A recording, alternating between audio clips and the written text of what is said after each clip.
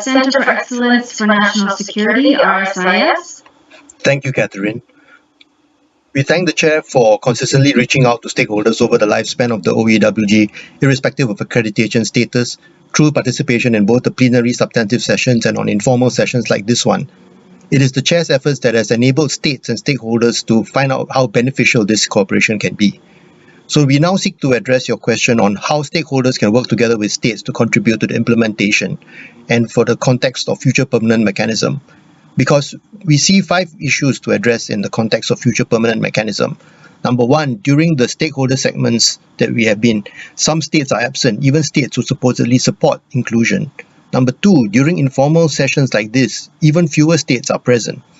Number 3, stakeholders come from varied backgrounds and perspectives and have diverse priorities, so our contributions need more structuring to be relevant to the states. Number 4, there are self-organized groups or coalitions, but they can be perceived to be groups of like-minded organizations even when they have members from opposing blocs. And finally, 5, the veto system or visa system has been accused of being politicized, excluding stakeholders who could have been very helpful. So we acknowledge the statements made tonight by the groups and also the paper coordinated by Canada and Chile. What we want to propose does not contradict their proposals. Instead, it is an additional plan or an alternative plan if states have difficulty agreeing on stakeholder modalities. In 3 steps. 1, the UN or a suitable organization convenes thematic meetings for stakeholders matching those proposed in Annex 3, Para 8 of the Chair's Zero Draft, so that all stakeholders are welcome with equitable geographic representation, not just blocks, and meetings focused on stakeholders relevant to the theme.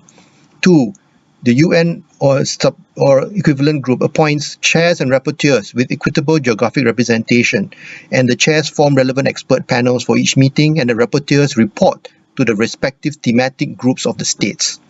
Number 3, hold the stakeholder meetings in hybrid or virtual remote format so that stakeholders who have funding or visa difficulty can still participate, and we can do capacity building, especially for stakeholders who are not used to the UN processes, as we have seen. And it can also enable video recording and transcription for future references and sharing with those who are absent. This is a work in progress. I welcome input from my fellow stakeholders and from any interested states, especially on how to frame this proposal in a way that will attract consensus. I hope to reach out to many of you in the coming weeks, or you can reach out to me, including on the sidelines of the substantive meeting in New York next week.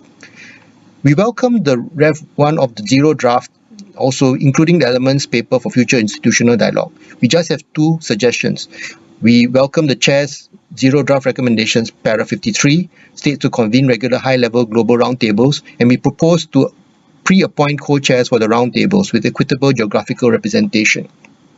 We welcome recommendation Para 56 on developing a UN voluntary fund to support capacity building and propose tapping on partners from the private sector, tech companies, as well as willing states to contribute with no preconditions.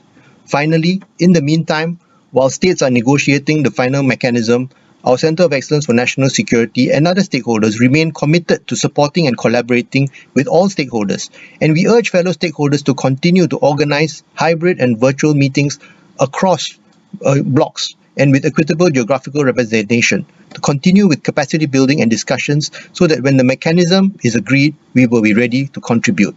Thank you.